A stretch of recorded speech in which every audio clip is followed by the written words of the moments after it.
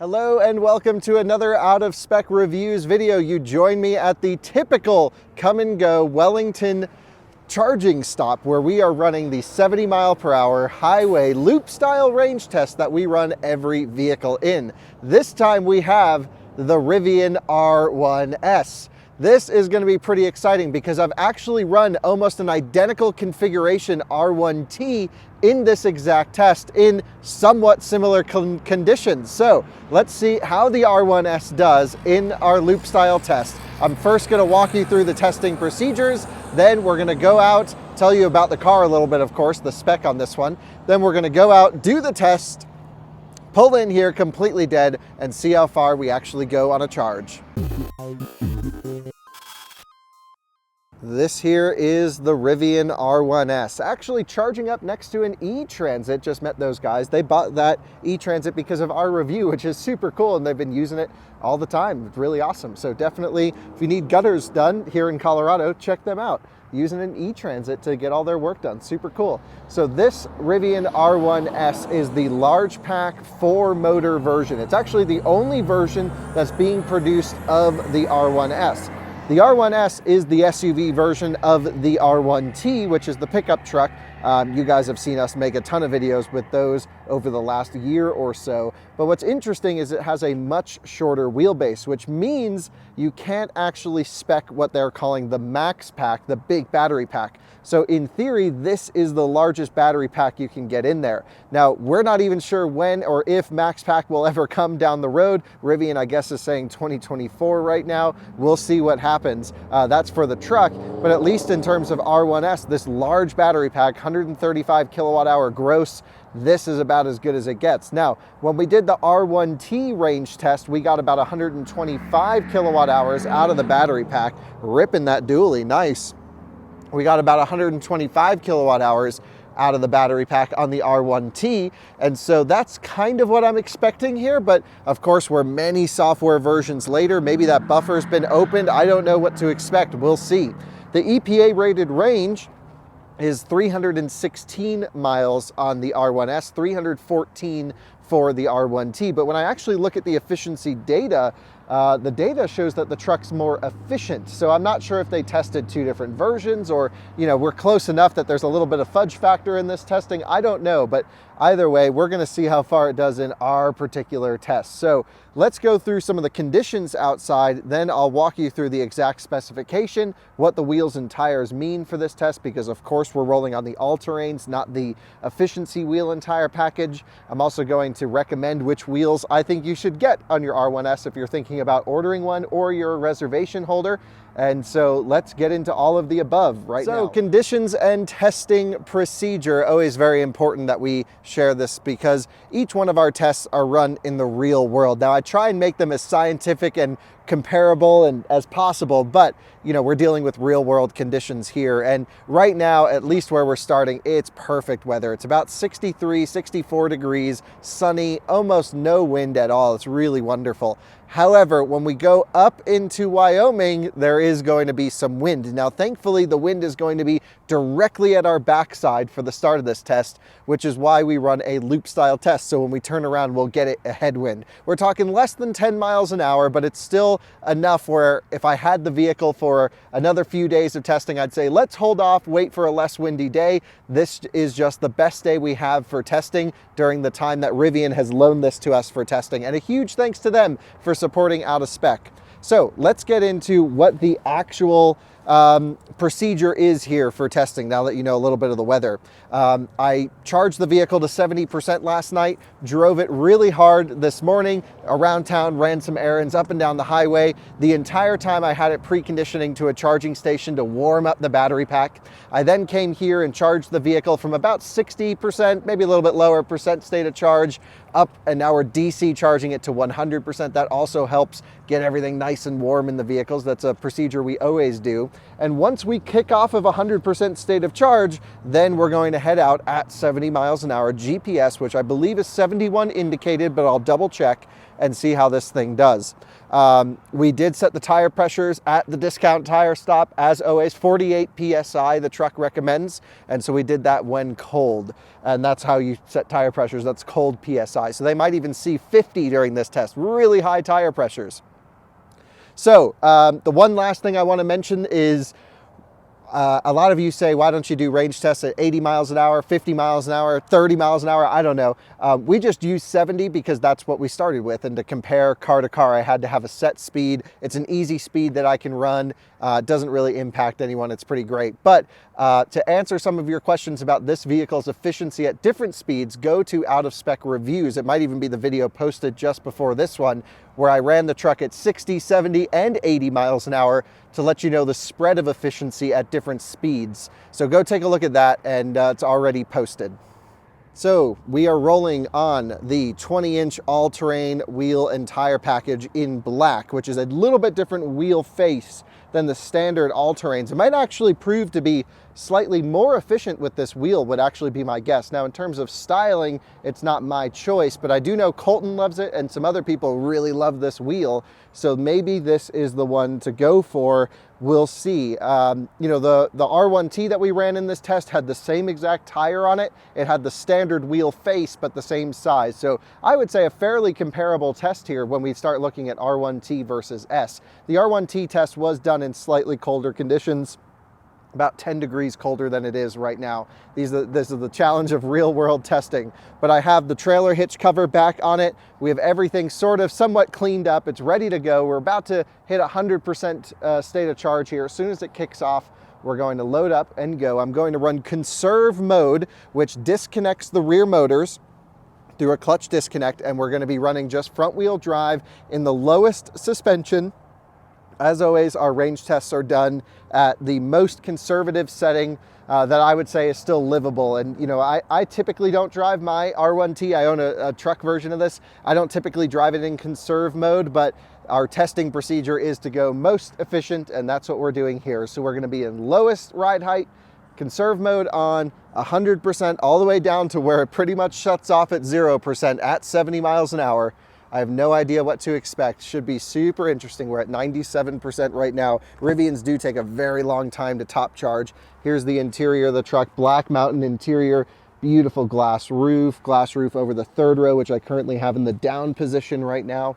And it's just wonderful. We are, of course, live streaming this. If you're curious about the whole test, you can head over to our Out of Spec Motoring channel, and those guys are watching it top charge right here. So we're doing 19 kilowatts at 97%, just sipping up top, but that's how these things go. So let's wait for it to complete, and then we'll head out. And we have completed charging at 100%. The truck is predicting 311 miles in conserve mode. We'll go into the actual setup of the truck here in a second and make sure we have the climate settings situation looking good.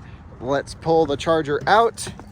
It actually had a glitch at 97% and completed. Nice thing about Rivian charge ports, you don't actually have to close those, but we're going to. The port will also auto close when you're done. So I have climate control off right now, so we don't burn any juice, but we're at 100%, 311 miles. We're going to run conserve, ride in soft to try and keep it as comfortable as possible. They have changed the suspension tuning through software over time. It used to be actually better in firm, but that's for another day. We're going to go here to the truck. We're going to reset trip A. So waiting for it to reset here. There we go. We're going to go 72 degrees, anywhere between 68 and 72 degrees, rear climate off, into reverse. Time for the range test. Let's do this thing. High battery charging reduces regenerative braking. Yes, I know. So we're leaving the station. Wow, I've never actually seen this station completely empty right in the middle of the day. That is very, very weird. You can see we have a slight wind today and more where we're heading to, but thankfully we can counteract most of it with a loop style test, although I wish it wasn't as bad. We are using the internal truck hotspot to run our live stream. I really love Rivian's hotspot. It's got a great antenna, and it seems to just be so much better service than our mobile devices get. Also, I believe running on AT&T. We're in front wheel drive mode. You can see a huge regen limit, a huge power output limit. We are getting almost none though. Very little amount of regen. That just shows you we're all the way at the top of the pack. Let's pull out here. What we're gonna do is get up onto I-25, head north to Cheyenne. That's always a little bit of a climb to get up there. It should not always the best efficiency on the first bit of the trip. Then we're gonna turn east, turn right, head east on I-80 into Nebraska, and we'll loop around until we gotta head back over here. Maybe even at night, should be sunset at least during this test. We'll see. Hopefully temperatures stay pretty constant. The truck says 70. I think that's because it was stuck at the charger. My watch here says 62. So it is definitely not 70 degrees out. I wouldn't trust the truck on this one. So looking like pretty light traffic in the direction we're trying to go today. That's great. That's why we do our tests up here. So we're going to be running 70 miles an hour constant, 71 indicated. And let's see how far this thing goes on a charge. We have just merged onto the highway. We are at 71 indicated. I did confirm that that is 70 GPS. Not very good efficiency, but again, we had to accelerate onto the highway. So let's make sure we don't have a charger in. We don't want it to precondition and burn more juice. Take a look. It's one of those Tonka Edition F-150s coming up. Those things are pretty neat. And by neat, I mean not really that appealing at all. So, all right, well, let's go sit back and relax and have some fun on the live stream for a bit. We're going to be cruising for many hours in the R1S. Welcome to Wyoming. Let's take a look at our progress so far. This is always not a great indication because of the climb, but 1.88 miles per kilowatt hour so far. It's a big vehicle. We are aired all the way out in conserve mode. Definitely feel the bumps with the suspension in the lowest. There's not a lot of room for that suspension to absorb impact. So yeah, this is just not the best of efficiency here, but that's not what we're going for with R1S. R1S is a big SUV. So let's put it in context. This is not going to be a Lucid Air for efficiency. So continuing on, let's go see what the numbers turn out to be as we get up into Wyoming. Every 25% throughout the drive, I like to update you and let you know how far we've gone. However, in this case, I've forgotten about the first one. We are now down to 71% state of charge instead of 75, but I'm still going to update you. We are 93.4 miles into this journey, 2.51 miles per kilowatt hour. We've used 37.4 kilowatt hours, but keep in mind we have, again, that slight tailwind pushing us along. I actually checked the wind map and we found like the perfect window where there actually hasn't been that much wind, but there is still a slight tailwind. And then of course, heading back the other way, we're going to have to climb back up to Cheyenne with a headwind. The efficiency is going to be worse. So we're going to turn around probably when we get to about 60% state of charge, somewhere around there, not too far away from here. And that's when we'll start our loop back. Of course, as always, as we get closer to the end of the charger or end of the loop, we'll loop around near the charger. And we are reaching our first turnaround point. And the reason I'm going to turn around here is mostly because there's a lot more wind if we continue forward. We've actually been in this little pocket of very little wind, been very pleased. And this construction zone, we're still able to maintain full speed here, but I do see us creeping up on those cars up here. Plus, I don't want to have to deal with the traffic going back. So same thing we've done with the Lucid Air as well as one of the Tesla range tests. I'm actually going to go across the highway and take the frontage road back, which runs right next to the highway. We can avoid that construction zone and run at a constant 70 miles an hour. So let's loop around here, take the frontage road back till we loop back into I-80. Yep, nasty traffic jam here in Nebraska. If you guys can see this, just insane how many cars are around. So let's go back onto the frontage road and just continue the cruise. It's been really nice so far. We're at 63% state of charge and really loving the R1S. Great seat comfort, great noise isolation, I should say. It's really quiet, very comfortable. Although I would again suggest not running the lowest suspension. I would recommend running, probably low, or how I drive my truck is actually, I don't even put it in conserve mode. I just drive it in all purpose most of the time. Over there in the distance is the highway, and over here we are on the frontage road. I just love it out here where we can just run super comfortable, full speed, right next to the highway, avoiding the construction zone. We've done this on a few range tests, and I really, really like this little trick running alongside over here. Doesn't make any difference really because the elevation's the same, and again, we're getting hit with the same conditions as the highway, but just less traffic. Well, the main road into town was actually blocked off, so we have to do about a mile, hopefully slightly just under, of this little dirt road into town. I can't run 70 miles an hour, so just like we run them down at the end, we got 70 for most of this test, but a mile of dirt, well, I guess it's the same as taking a few exits here or there. These are never fully scientific tests. We do the best we can, but if this was like going to be 3 or 4 miles, I would have had to scrap the whole test. I think we can keep it going. I mean, we're still doing about 50 miles an hour here on the dirt, but not the most ideal situation, I would say. Let's just slow down so we don't get the other car full of rocks. Yeah, all right. Town's just up over here. I can see it. Not the end of the world, just a small detour. And we have been deposited into the downtown area here. School is just getting let out. So let's go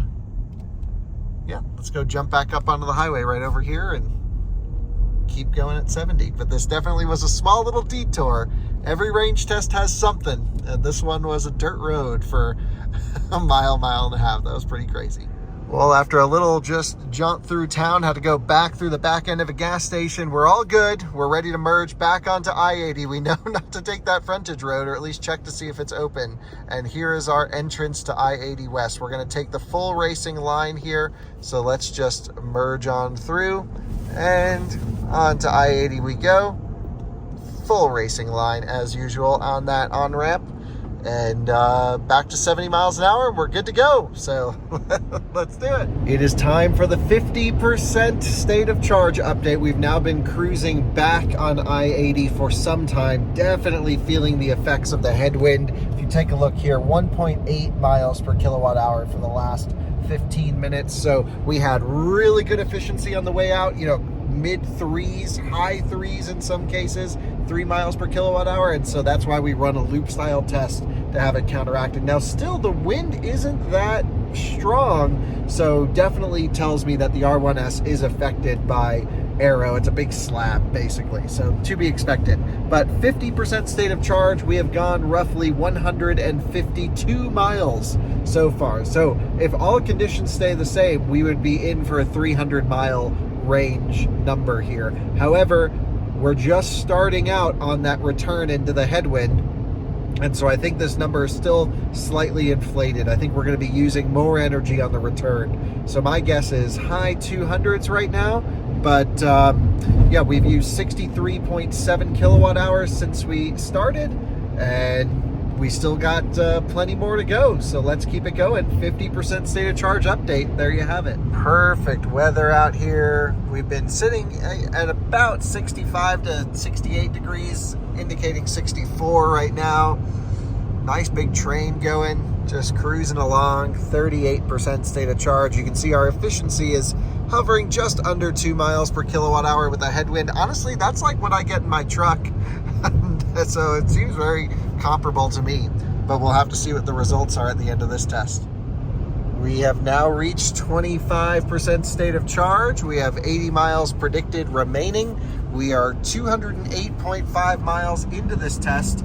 You can see our efficiency has dropped to 2.2 miles per kilowatt hour so far. But again, for the last 15 minutes, we've been at 1.7. It's really kind of sat straight line here for almost the entire way back. And that's what we expected with a little bit of headwind coming. So what we're going to do is get back on I-25 in a little bit, loop down towards the charger, just kind of go back and forth down here a little bit in Wellington on I-25 until we're out of juice. But really great conditions. This is the lowest temperature we've seen all day, surprisingly, 61 degrees, and the highest we've seen is 68. So there's your temperature window. It's really not bad at all, I would say. Anyway, let's keep it going. We just got our first warning, battery low at 50 miles of projected range. We're down to 16% state of charge. You can see efficiency going way up as we head back down into Wellington, just like every range test. So really loving it. Good conditions, having a blast. And we have had some connection issues to live stream, just can't get the hotspot to connect, but that's this area always. That's nothing to do with the car. And we're reaching our next turnaround point. So this is about 6 miles after where we started, actually. So I just went a little bit past. We're gonna loop around and head back up. We're at 12% state of charge. And yeah, what we're gonna do is just head up north and just kind of loop around here on I-25. Not much wind. The sun's just going down over the mountains. Absolutely beautiful, and perfect weather out. We just dipped below 60 degrees, so pretty much this entire test up to this point has been in that 60-degree temperature range, which really isn't bad at all, especially considering that today is Halloween, so tomorrow's November, and we're getting nice weather for this. So pretty pleased with the day that we picked. So let's head off to the left and continue around. Pretty cool little dome of some kind over there. First time I'm noticing that, actually. Wonder what that's all about. Maybe one of you can comment and let me know.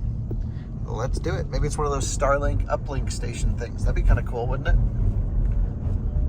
And our final turnaround, here we go. We are at 5% state of charge. We're gonna make the trek back. I've programmed in right next to the charger because I don't want the battery to precondition to the charging station. The trek's predicting a 6-mile arrival. What we'll do is we'll run up and down the frontage roads, of course, to drain the battery pack completely when we get over there. So let's head out here and turn around and go back to the end point. I'll let you know the 70-mile-per-hour number, but overall, really a wonderful test. We had that roughly 1 mile of dirt road or so, which wasn't perfect, but no range test is perfect. Everything else went pretty perfect, so I would say that's a pretty damn good range test, if you ask me. Very representative, I would say, of what the R1S can do, and surprisingly similar conditions to where we run the R1T, if not even a little bit more favorable conditions than the R1T, since we started that test when it was a little bit chillier outside. So don't know, let's go run it back and see what the numbers say, but still sitting at 5% state of charge here. And we are in for the final stretch. I'm just about to kick it off of 70 miles an hour to run the rest of the battery out. Of course, we're gonna run frontage roads. We are, boom, at 2% state of charge, pulling off the highway here. We've traveled 277.3 miles at 70 miles an hour, but now, of course, we need to run it down to get the final number in the test. But I'll update you with all of those metrics there, but here's all the metrics from the highway portion. So we should expect a little bit better efficiency as we run the battery completely out, but let's go see what it'll do as we run up and down the frontage roads. And we are cruising up the frontage roads here, and we actually just received a little message that says battery almost empty, performance reduced to conserve energy. And so you can see our maximum performance is really low over here. Truck's predicting about 4 miles left. I'm still running fairly normal highway speeds, I would say 54, 55, 56 miles an hour, something like that. And yeah, just cruising along until it feels like it's about to die. It's Halloween. It's quite congested up near the charger with actually trick-or-treaters and like a whole celebration. So let's try not to run out. We're not near any major milestones. We're definitely not going to be hitting the 300s right here, but I'm going to get everything I can out of it, but we're not going to try and push it all the way past 0 to something crazy unless I feel like the truck has more left, but we'll see. I mean, I've run these things out to 0. There's always a tiny bit at the bottom, but yeah, I think we should keep it going for now. And we are on maybe our final loop here, 1% state of charge, 2 miles remaining. It's about 2 miles back to the charger from here.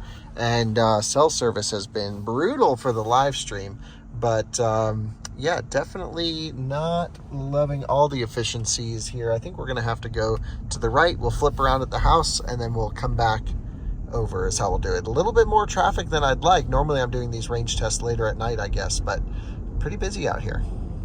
We just got the exclamation mark on the charger as we accelerate back up to speed over here, or on the charging indicator, which means, hey, we're really out of juice. So that's the like better charge now situation, but we're gonna make it at least back to the charger and see what to do then. And oh no, maybe the BMS isn't so calibrated. Let's hope it is, because it has just gone from 1 to 0% very quickly there. It went 210. I guess it was at 1% for a little while. Hard to say, but yeah, looking good. So definitely let's go bring it back to the charger, and it's definitely cutting out on power. You'll see there's not much there. What's interesting is we were able to get 1 more kilowatt hour out of the truck. Maybe it'll tick up when we get over there, but yeah, this thing has about 3,000 miles on it, 0 miles remaining, 0% indicated. Again, a little bit different software here and there, but I'd say we're doing pretty good. Let's hope we make it back over to the charger, because, yep, would love to not have to push this thing tonight. And in we go for the final stretch, fully zeroed out, 0 miles, 0%, quite a bit of traffic around. Not really loving that. Let's hope we don't need to find any last minute bailout options. For now, I'm thinking, okay, we could stuff it on the berm. I don't know. Definitely looking to get to the charger as soon as possible. We really need this Yukon to hit the throttle and to not drive 35 miles an hour. We need to carry momentum here, buddy, because we just don't want this thing to die. This is how we got stranded in the F-150 Lightning with a slow driver in front of us going way under the speed limit. So come on, dude, let's go. Let's get this thing over to the charging station. Holy smokes. Driving so slow. This is crazy. There's no throttle left. Very little throttle left. Just enough to maintain speed and accelerate slightly if we needed to. I'm definitely not wide open throttle. Look at this guy going so slow. Dude, come on, we gotta go. We gotta make it to the charger. We need the momentum. Oh my God, this is crazy. I've never seen anyone drive so slow in my life. Anyway, we're getting, almost 125 kilowatt hours out of the pack, which is good. So here they are, trick-or-treaters all over. Let's not run anyone over, and let's just hope it doesn't die right now, because that would really suck at the moment. Let's get it to the charger. And here we are getting to the charger. I can feel it almost pulsing on the throttle, so I think we're right down at the bottom. Holy smokes. Okay, so here we are at the charger, pulled in. I gave this thing every last drop I could. 0 miles, 0%. And yep, we have just the next software. It's just a little patch, but I'll show you what version we're on. 2.3 miles per kilowatt hour. Pulled almost 125 out of it. I like to say these are 125 usable. That's about right. And we did 286.8 miles on the according to the speedometer. I'm going to verify that with Google Maps, but that's about 2 miles less than the truck indicated. The R1T indicated 289. This did 287. So that's very close, similar conditions. So no surprise there, but wow. I guess I always thought that R1S was going to go farther than R1T, but the thing is, even in the EPA filings, they show a 2 mile difference, that the truck goes 2 miles farther. And guess what? In our test, the truck went 2 miles farther with the same size wheel package. Now, again, the wheel face is a little different. Some people say less efficient on these. I think more efficient, actually, based off of looks. But let's get this thing charging so we don't damage the battery sitting dead. And then we'll go through the results later on. And we have plugged in, and we're only getting 6 kilowatts. I'm going to let it come off of bottom battery pack voltage here, because it says it's going to end in 1 day. Over 1 day, which is crazy. But sometimes when you drain batteries all the way out, they do this really slow charging situation and then ramp up. This is not totally uncommon. Teslas do this, for example. So let's let it slow charge a little bit, and then hopefully she'll ramp up. So yes, we must have been totally dead, because now we're at 70 kilowatts, still at 0%. That pulsing when I was on the throttle must have been it just hitting bottom pack voltage and trying to protect itself. So we definitely squeezed every last drop out of it. And yeah, I've never actually, I don't think I've had a Rivian that low where it doesn't even charge past 6 kilowatts. Interesting that they do that though. Very early Tesla battery pack behavior. So I'm gonna let it charge up and then maybe do some charging tests tonight after this on the full 350 kilowatt chargers, just to see if it charges like the R1T. It should. It's the same battery pack out of the R1T. And yeah, wow, pretty interesting for sure. And well, there you have it. I'm just home crunching some of the numbers after the test today, and have to say, pretty impressed. Now, at the beginning of this video, I mentioned I would recommend which tires to go for. Again, if you're doing hardcore off-roading, you want the most aggressive setup, probably go for the 20s. I would go for the standard 20s, nice forged wheel, really like that one, no cost option, well, slight cost option, I should say. The launch editions, it's a no cost option for any of the wheels, but yeah, really impressed here with the 20-inch wheel performance. If you want the most amount of range, I think you go 21, but if you want like pretty good driving dynamics, better looks, I like the 22-inch wheels specifically for the R1S. I think the R1S looks best on the 22s. Again, that's a very subjective thing, but on the R1S that we will eventually order down the line in a couple years, we have a reservation in, but it's going to take a while. I think we're going to do 22s.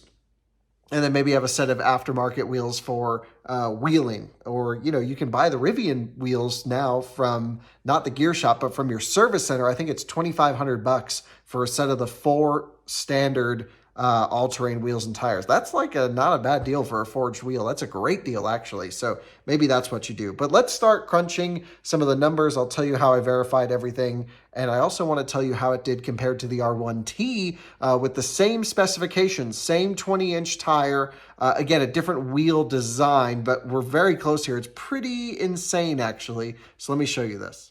I have pulled up here just a little bit of a side-by-side comparison. This is from when I did the R1T range test with the review truck, again, on the 20-inch wheels.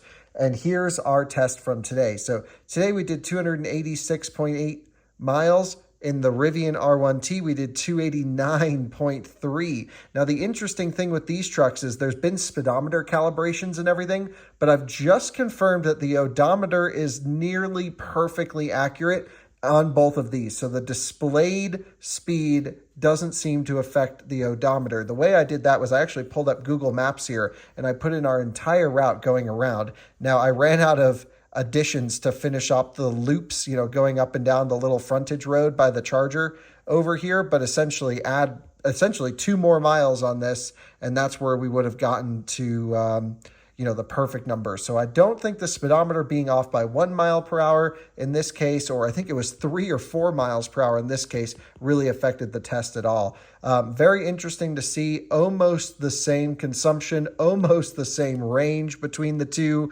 124 kilowatt hours on early software. It didn't tell you the point. So we used a little bit more than that. And here, I think we got just about the same out of each battery pack. Again, doesn't seem like they've unlocked more usable battery capacity. We got 124.5 out of this one, 124 point something. Early software didn't tell us that. But there you go. Very comparable tests right here. Again, similar conditions. Personally, I thought the R1S would have gone farther, but when actually looking at some of the EPA filings, it seems that the R1T surprisingly has better MPGe than R1S, but has 2 miles less rated range than this. Either way, they're as near as makes no difference. None of this really matters. I think if you're basically making a buying decision on R1S or R1T, which, you know, maybe a little bit silly because you either want a truck or an SUV, but there's not much range difference between them is all this is proving here. And then the R1S is a really good, I would say, solid package in terms of range. These are not the most efficient vehicles on the planet at all, but still 2.3 miles per kilowatt hour in a 7-seat, 4-wheel drive, you know, 4-motor, very capable SUV with 800 and something horsepower. Well, hey, that's not so bad. So as always, thanks for watching another Out of Spec Reviews video, and hopefully this was helpful to you in your buying process of Rivian World and just learning about these vehicles. Thanks for tuning in. See you on another one soon. Bye-bye.